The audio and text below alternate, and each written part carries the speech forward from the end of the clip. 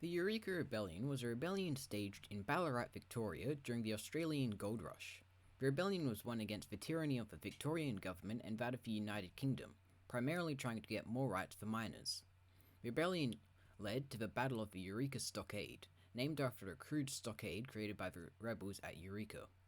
The battle was a victory for the colonial forces, though it led to the formation of a Victorian Parliament introduced in the Electoral Act of 1856.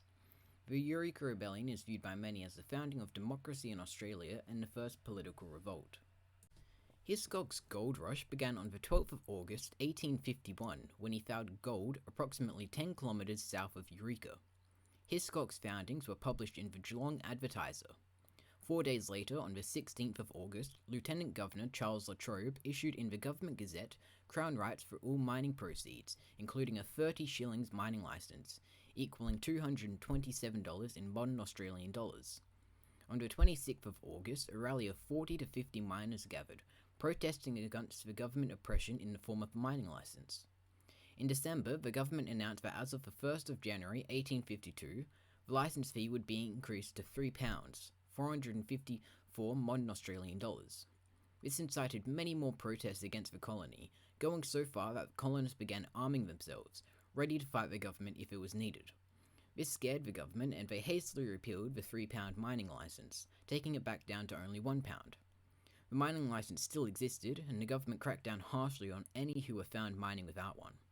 Licence hunts were launched across the tent towns mining for gold. If you failed to produce a miner's licence, you would be subject to a £5 fine, 756 modern Australian dollars. On top of that, many of the police officers were ex-convicts, forced to work in the penal colonies in Australia, but were now free. The police were brutal, and because they were awarded half of a fine, the police would often find people who had miners' licences. In Bendigo in 1853, the Anti-Gold Licence Association was formed. Over the next 2 months, the association held many meetings and also gained the name the Red Ribbon Rebellion, as members there wore red ribbons on their hats. On the 26th of July, a month after the association was founded, the association presented a petition to Governor La Trobe, offering to pay 10 shillings or pay nothing. The petition was signed by 23,000 miners. On the 28th of August, the association's members and troops that were sent to Bendigo came to clash and shots were fired.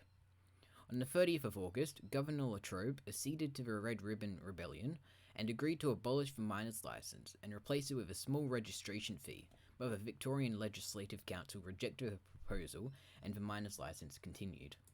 On the 7th of October, 1854, James Scobie was murdered at Bentley's Eureka Hotel. On the 17th of October, between 1 and 10,000 miners showed up at the hotel to protest against James Bentley's acquittal of the murder, as he was the prime suspect. The miners believed that the only reason he was free was due to a corrupt magistrate.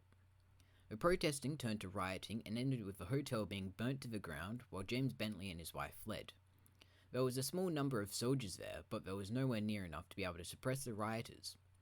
On the 23rd of October, McIntyre and Fletcher were arrested for their role in the fire, which resulted in a meeting of 4,000 miners, where they decided that they would try and establish a diggers' rights society to protect their rights. On the 1st of October, 10,000 miners met at Bakery Hill, where they were addressed by Thomas Kennedy, Henry Holyoake, George Black, and Henry Ross. The miners were further angered when another 7 were arrested for the fire. On Saturday the 11th, a group of 10,000 miners met once more at Bakery Hill, right across from a soldier encampment. It was here at this meeting that the Ballarat Reform League was formed under the chairmanship of John Besant Humphrey. Humphrey was a Chartist, a political movement in the UK that was moving for political reform, primarily trying to get secret votes for men 21 years or older who are not insane or undergoing a punishment for a crime. Other leaders in the Ballarat Reform League, such as Thomas Kennedy and Henry Holyoake, were also Chartists, along with many of the miners who joined the league. The Ballarat Reform League's 5 main goals were 5 of the 6 of the Chartist goals, minus the secret ballot. At the first meeting, a resolution was passed that it is an inalienable right of every citizen to have a voice in the laws he has to obey, that taxation without representation is tyranny. If the situation did not improve, then the League agreed that they would secede from the United Kingdom. Throughout the following weeks, the Ballarat Reform League sought out to negotiate with Robert Reid, the head of the Victorian militia, and with Sir Charles Hotham, the Governor of Victoria, specifically on the topics regarding the hotel fire and the murder of Scobie, the men already on trial for the burning of the hotel, abolition of the miners' licence, suffrage and democratic representation of the goldfields, and disbanding the Gold Commission. On the 16th of November, Governor Hotham appointed a royal commission into the issues that the Ballarat Reform League was speaking of. Reid was not as cooperative with the League, however, and instead of negotiating, he increased the amount of police at the goldfields, along with calling in reinforcements from Melbourne. On the 20th of November, the Melbourne reinforcements were attacked by miners on their way.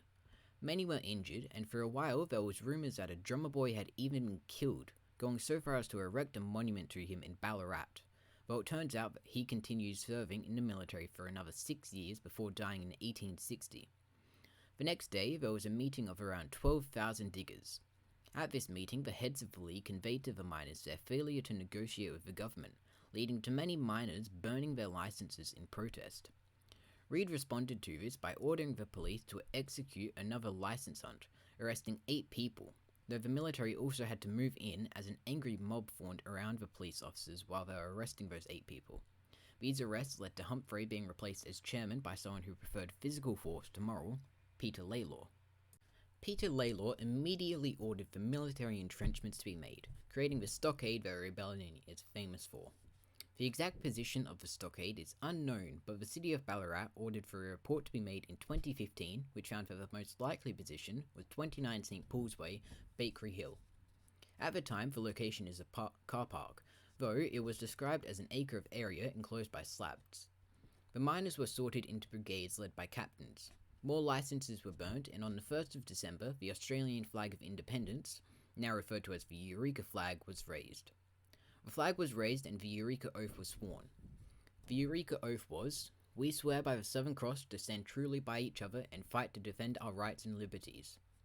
The flag was said to have been designed by a Canadian miner by the name of Henry Ross, styled after the Australian federal flag from 20 years prior, though lacking the Union Jack. The flag is believed to have been sewn by Anastasia Hayes. At the time, the Eureka flag was referred to interchangeably as the Australian flag or the Southern Cross. In 1855, it was even referred to as the Diggers' flag. On the 2nd of December, the peak number of rebels were at the Eureka Stockade. At around 4 p.m., the California Rangers, under the leadership of James McGill, arrived at the stockade along with 200 American miners. They were armed with revolvers and Mexican knives. They also had horses, something that would be extremely useful in a battle. McGill decided that he would take his Rangers and their horses to attack rumoured British reinforcements coming from Melbourne. Reid had spies inside the stockade, and they reported this to Reid. That night, many of the miners returned to their tents to drink, expecting that the British troops wouldn't attack them on Sunday, the Sabbath. A small force was left at the stockades, something that was also reported to Reid. The stockade itself was in a state of ruin, as it was only constructed with basic timber and overturned carts. The stockade was never intended as a military building, instead only being built to keep the miners together. By the beginning of December, the Ballarat police forces had been met by the British troops from various garrisons across Victoria. At 3 a.m. on Sunday, the 3rd of December, a force of 270 police and soldiers marched to the Eureka Stockade and began fighting the miners. The side that shot first is still widely debated, but either way, the battle was short, vicious, and one-sided for the combined Victorian-British troops. The miners were routed in only 10 minutes. Peter Lalor was shot in the arm and smuggled out. Some stories tell of women running forward and throwing themselves on wounded bodies to prevent indiscriminate killings. Early in the battle, Henry Ross was shot dead. According to Lalor, 14 miners died inside the stockade, with a further 8 dying afterwards from wounds sustained during the battle. According to him, another dozen were wounded. Peter Lalor later claimed that the reason 22 of the 34 casualties died was because of the sheer brutality of the British soldiers. During the battle, Police Constable John King tore down the Southern Cross. At 8 a.m, Captain Charles Paisley, out of disgust from the carnage, had to stop a troop of prisoners being bayoneted to death after being captured, also threatening to shoot anyone who continued the fighting. 6 police and troops died. 114 captured miners, some of whom were wounded, were marched 2 kilometers to the military and police camp, where they were locked up until the next day when they were moved to a more spacious barn. On Monday, martial law was established throughout the camp with no lights on after 8 p.m. Around this time, a gunshot was heard. The news of the battle reached Melbourne, where thousands of miners broke out in protest against the Legislative Council and the government in support of the stockade. The Legislative Council called for special constables to help put down the protests. In Ballarat, only one heeded this call, though in Melbourne 1,500 did, all of whom were armed with batons. 13 of the miners were brought to the court for high treason against the Crown. The jury deliberated for half an hour before giving a not guilty verdict. A burst of applause occurred immediately after the jury delivered their verdict, though it was quickly put down by the court officer. The Chief Justice claimed that this applause was proof that the jurors were being influenced by the crowd, even imprisoning 2 people for a week.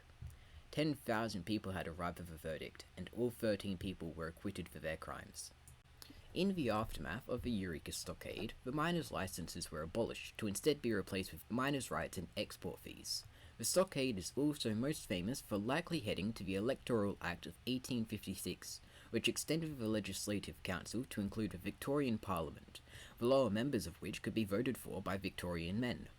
The Act divided the colony into provinces and districts, all of which would elect members to Parliament. The Act also introduced a secret ballot. The true extent of the helpfulness of the Eureka Rebellion is argued greatly, some believing that it was simply foreigners trying to take Victoria's resources without paying their due in the form of taxes, while most believe it to be a rebellion against tyranny, and certainly one that worked.